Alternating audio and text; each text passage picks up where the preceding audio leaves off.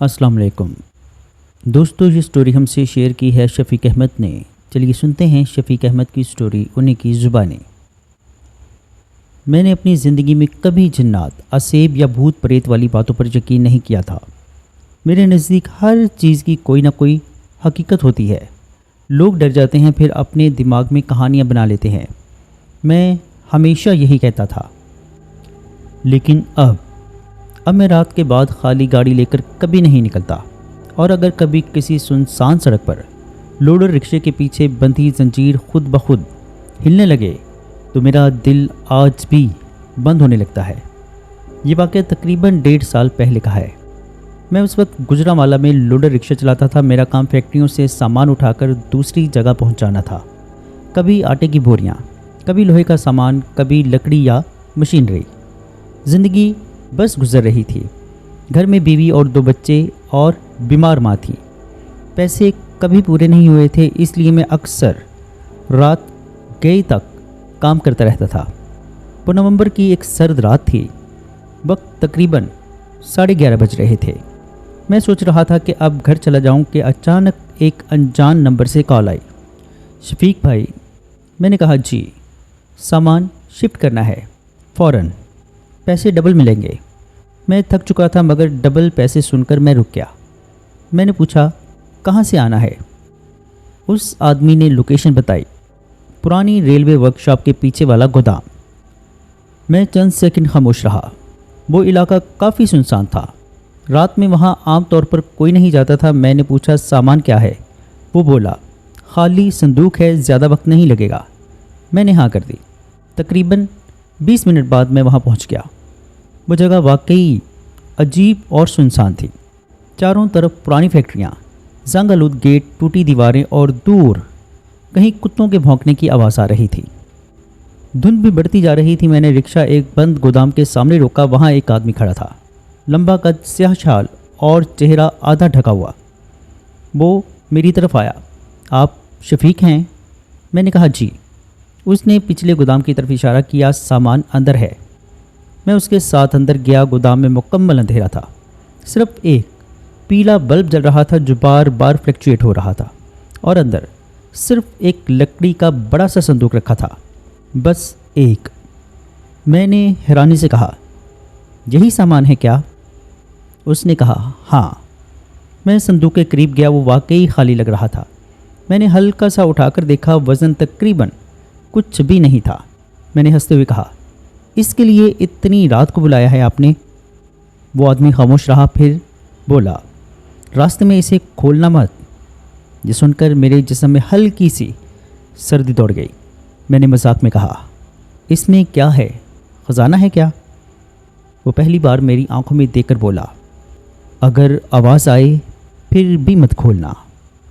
उसकी आवाज़ में ऐसी संजीदगी थी कि मेरा हंसना बंद हो गया। मैंने मज़ीद सवालात नहीं किए। संदूक रिक्शे में रखा और रवाना हो गया। ड्रॉप लोकेशन शहर से तकरीबन 15 किलोमीटर दूर थी। रास्ता सुनसान था। शुरू में सब कुछ ठीक था, लेकिन तकरीबन 10 मिनट बाद मुझे अजीब बात महसूस हुई। रिक्शा गैर मामूली तौर पर भारी होने लगा। ऐसा लग रहा था जैसे पीछे कई 100 किलो वज़न लदा हो। मैंने सोचा शायद सड़क ख़राब है, लेकिन फिर इंजन की आवाज़ बदलने लगी। रिक्शा ज़ोर लगा रहा था। मैंने हैरान होकर पीछे देखा। संदूक वैसे ही पड़ा था, एक खाली लकड़ी का डिब्बा। मैंने खुद को समझाया कि शायद वो इतना हल्का नहीं था जितना मुझे लगा था। फिर अचानक पीछे से ठक की आवाज़ आई। मैं चौंक गया। ऐसा लगा जैसे संदूक के अंदर किसी ने हल्की सी दस्तक दी हो। मैंने फ़ौरन ब्रेक लगाई। सड़क बिल्कुल खाली थी, हवा सर्द थी।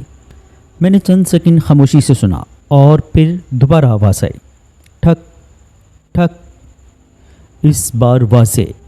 मेरे हाथ ठंडे पड़ने लगे। मैं रिक्शे से नीचे उतरा। मेरा दिल ज़ोर ज़ोर से धड़क रहा था। मैं आहिस्ता आहिस्ता संदूक के करीब गया। वहाँ पर मुकम्मल खामोशी थी, सिर्फ हवा की आवाज़ थी।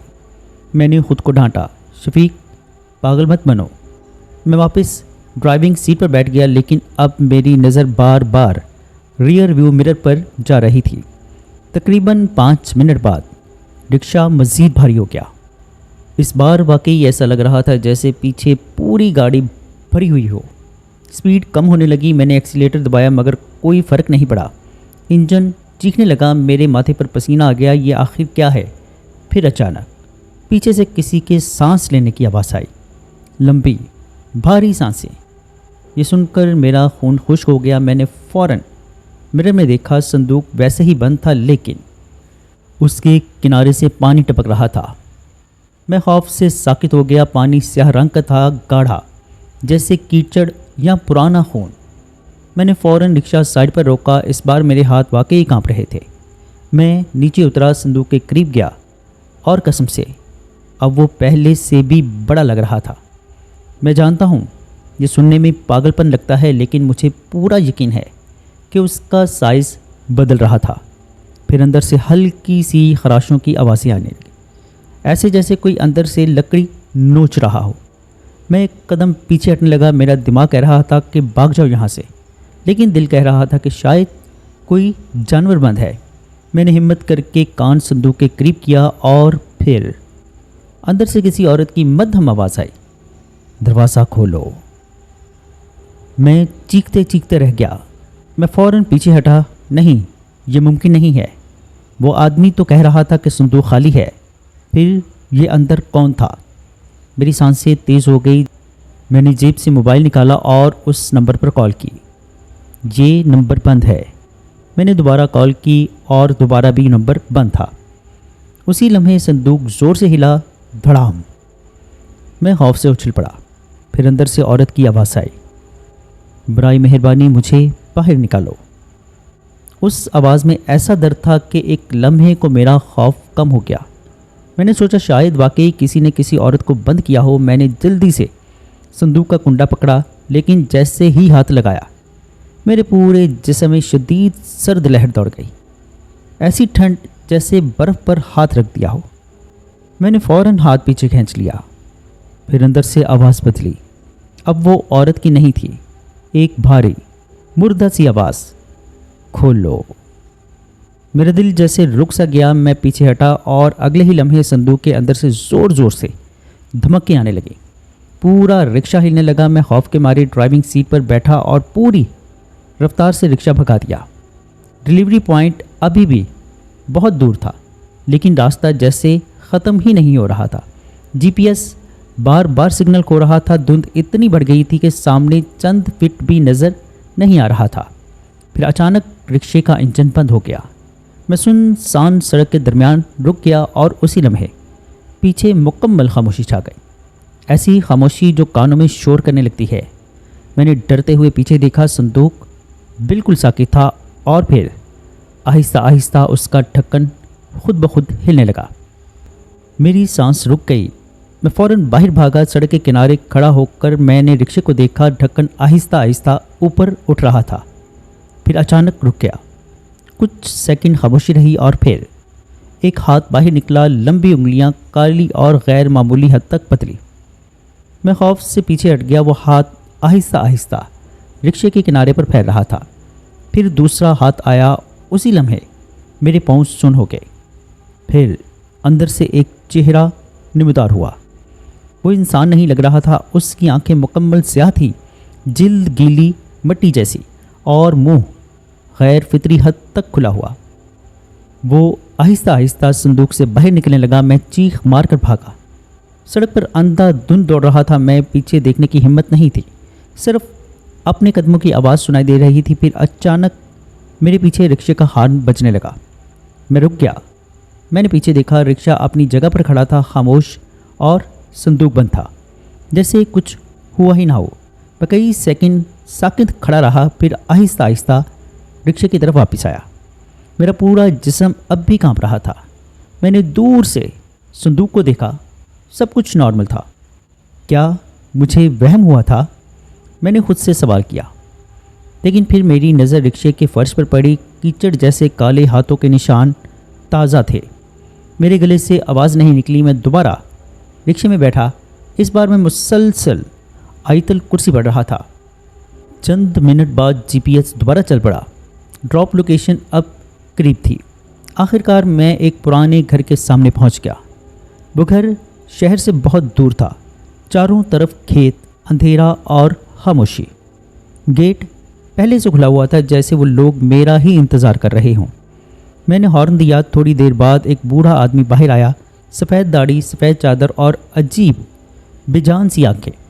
وہ بغیر کچھ بولے رکشے کے پیچھے گیا، پھر اس نے صندوق دیکھا اور پہلی بار اس کے چہرے پر خوف نمودار ہوا۔ وہ فوراً میری طرف مڑا اور کہا، تم نے اسے کھولا تھا؟ یہ سن کر میری زبان خشک ہو گئی۔ نہیں، وہ غصے سے بولا، جھوٹ مت بولو۔ اسی لمحے صندوق کے اندر سے ہلکی سی دستک آئی، بوڑھے آدمی کا رنگ اڑ گیا۔ اس نے فوراً گھر کے اندر آواز لگائی۔ چند لوگ باہر آئے، سب کے چہرے پریشان تھے۔ وہ لوگ جلدی جلدی کچھ پڑھنے لگے، پھر انہوں نے زنجیریں نکالی اور صندوق کے گرد لپیٹنے لگے۔ میں حیرت اور خوف سے سب کچھ دیکھ رہا تھا۔ پھر اچانک اندر سے زور کی چیخ آئی، ایسی چیخ جو انسان کی نہیں ہو سکتی۔ صندوق زور زور سے ہلنے لگا، 4 آدمی اسے پکڑنے لگے۔ بوڑھا آدمی چیخا، اسے اندر لے جاؤ۔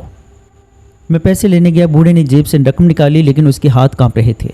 میں نے ہمت کر کے پوچھا، یہ کیا ہے؟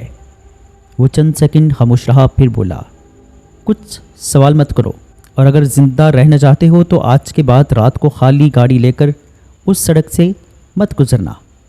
میں وہاں سے فوراً نکل آیا۔ گھر پہنچتے پہنچتے اب صبح ہو گئی تھی۔ میں اس رات صبح تک کلمہ پڑھتا رہا۔ اگلے دن میں اس بوڑھے آدمی کے گھر گیا، لیکن وہاں پہنچ کر میرے قدم جیسے رک سے گئے۔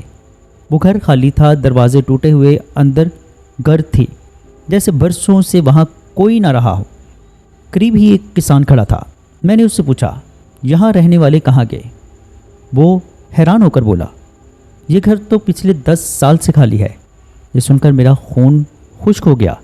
لیکن کل رات، وہ آدمی میری بات کاٹ کر بولا، لوگ کہتے ہیں یہاں پہلے ایک خاندان رہتا تھا، ان کا بیٹا پاگل ہو گیا تھا، پھر ایک رات سب اچانک مر گئے۔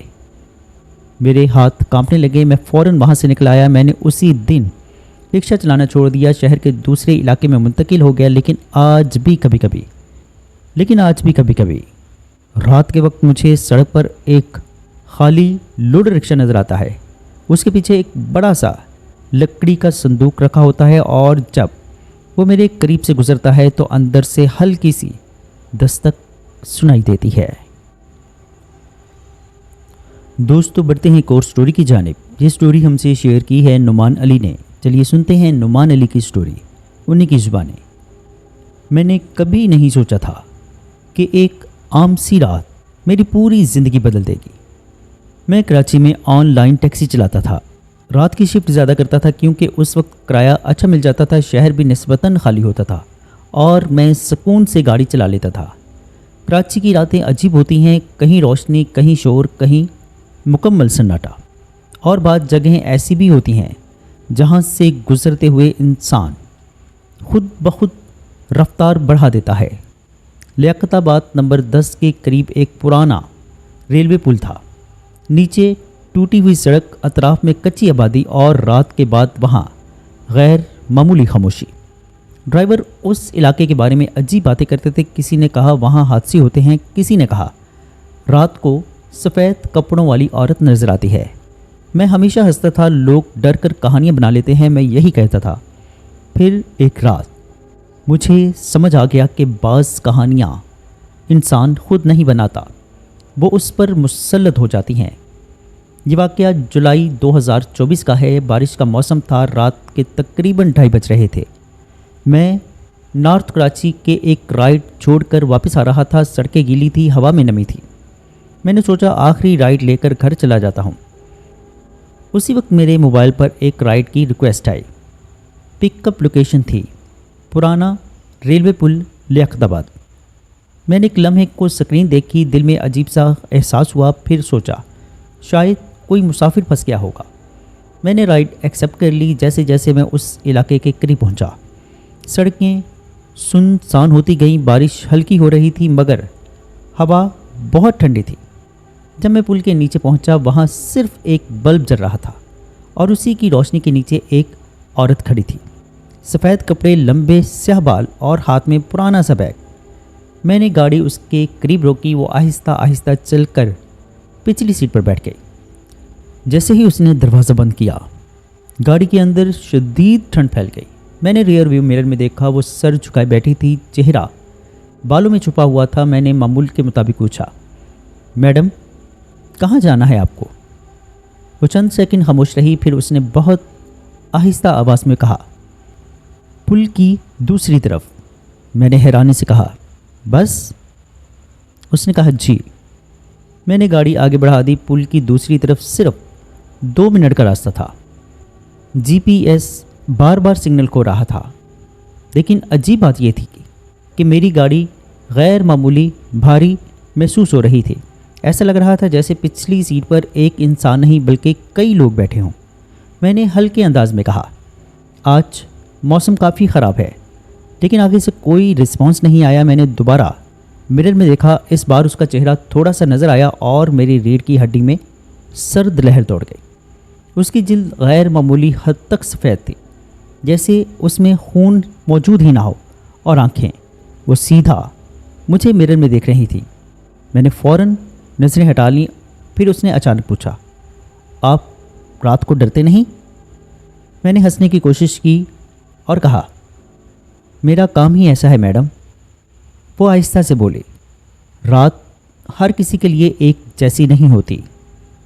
میرے ہاتھ اسٹیئرنگ پر سخت ہو گئے۔ اسی لمحے ریڈیو خود بخود آن ہو گیا، لیکن کوئی گانا نہیں چل رہا تھا، صرف شور تھا، اور پھر اس شور میں کسی عورت کے رونے کی آواز سنائی دینے لگی۔ میں نے فوراً ریڈیو بند کر دیا۔ دل کی دھڑکن تیز ہونے لگی۔ پھر اچانک اس عورت نے کہا، بس یہیں روک دیں۔ میں نے حیران ہو کر باہر دیکھا، ہم ابھی بھی پل کے نیچے تھے۔ میں چونک گیا، لیکن میں اپنی بات مکمل نہ کر سکا، کیونکہ واقعی ہم وہیں کھڑے تھے جہاں سے اس نے رائٹ لی تھی۔ میں نے فوراً گھڑی دیکھی، 12 منٹ گزر چکے تھے۔ 12 منٹ، لیکن ہم 2 منٹ کا راستہ بھی طے نہیں کر سکے تھے۔ میرا گلا خشک ہو گیا۔ میں نے گاڑی فوراً آگے بڑھائی۔ اس بار میں نے رفتار تیز کر دی، لیکن چند منٹ بعد ہم دوبارہ اسی جگہ پر پہنچ گئے۔ وہی پل، وہی بلب، وہی ٹوٹی ہوئی سڑک۔ اب میرے ہاتھ کانپنے لگے اور میں نے خود سے کہا، یہ کیسے ممکن ہے؟ پچھلی سیٹ سے ہلکی سی ہنسی کی آواز آئی۔ میں نے مرر میں دیکھا، وہ عورت اب بھی مجھے دیکھ رہی تھی، اور اس کے ہونٹوں پر ایک عجیب سی مسکراہٹ تھی۔ پھر اس نے کہا، سب واپس آتے ہیں۔ یہ سن کر میرا پورا جسم ٹھنڈا ہو گیا۔ میں نے فوراً دروازے ان لاک کیے اور کہا، آپ یہیں اتر جائیں۔ وہ خاموش رہی اور پھر بہت آہستہ سے بولی، ابھی نہیں۔ اسی لمحے گاڑی کی تمام لائٹس بند ہو گئی اور اندر مکمل اندھیرا چھا گیا۔ صرف باہر بارش کی آواز اور پھر پچھلی سیٹ سے کسی کے سانس لینے کی آوازیں آنے لگیں، بھاری اور سرد سانسیں۔ میں نے کانپتے ہاتھوں سے موبائل کی فلیش لائٹ آن کی، اور جو میں نے دیکھا میں آج تک نہیں بھلا سکا۔ پچھلی سیٹ پر وہ عورت اکیلی نہیں تھی، اس کے ساتھ 2 اور سائے بیٹھے تھے۔ دونوں کے چہرے زخمی اور آنکھیں مکمل سیاہ تھی۔ میری چیخ نکل گئی اور موبائل کی فلیش لائٹ بند ہو گئی۔ میں فوراً گاڑی سے باہر بھاگا۔ بارش تیز ہو چکی تھی۔ میں سڑک کے کنارے کھڑا ہانپ رہا تھا۔ پھر آہستہ آہستہ میں نے گاڑی کی طرف دیکھا۔ پچھلی سیٹ خالی تھی، صرف وہ عورت بیٹھی تھی، جیسے کچھ ہوا ہی نہ ہو۔ وہ بولی، واپس آؤ۔ میں وہیں جم گیا۔ اس کی آواز میں ایسی اداسی تھی کہ ایک لمحے کو خوف کم ہو گیا۔ میں واپس گاڑی میں بیٹھ گیا۔ میرا پورا جسم بھیگ چکا تھا۔ میں نے کانپتی ہوئی آواز میں پوچھا، آپ کون ہیں؟ کافی دیر خاموشی رہی، پھر اس نے کہا، میں بھی ایک رائڈ میں بیٹھی تھی۔ میرے دل کی دھڑکن رکنے لگی اور میں نے پوچھا، اور پھر؟ اس نے کھڑکی سے باہر دیکھتے ہوئے کہا، ڈرائیور نے مجھے یہاں چھوڑ دیا تھا۔ بارش کی آواز تیز ہو گئی۔ وہ بولتی رہی۔ میں بہت دیر تک مدد مانگتی رہی، لیکن کوئی نہیں رکا۔ اب اس کی آواز بدلنے لگی تھی، بھاری، ٹوٹتی ہوئی۔ پھر وہ لوگ آ گئے۔ میرے ہاتھ کانپنے لگے۔ کون لوگ؟ اس نے میری طرف دیکھا اور اسی لمحے پہلی بار میں نے اس کا پورا چہرہ دیکھا۔ اس کے چہرے پر گہرے زخم تھے، ہونٹ پھٹے ہوئے اور گردن پر نیل کے نشانات۔ میں خوف سے پیچھے ہٹ گیا۔ پھر اس نے کہا، وہ آج بھی یہی ہیں۔ اسی لمحے باہر سے قدموں کی آوازیں آنے لگی۔ ٹھک ٹھک ٹھک۔ میں نے کھڑکی سے باہر دیکھا، پل کے نیچے اندھیرے میں 3 آدمی کھڑے تھے، لمبے، ساکت، اور وہ ہمیں دیکھ رہے تھے۔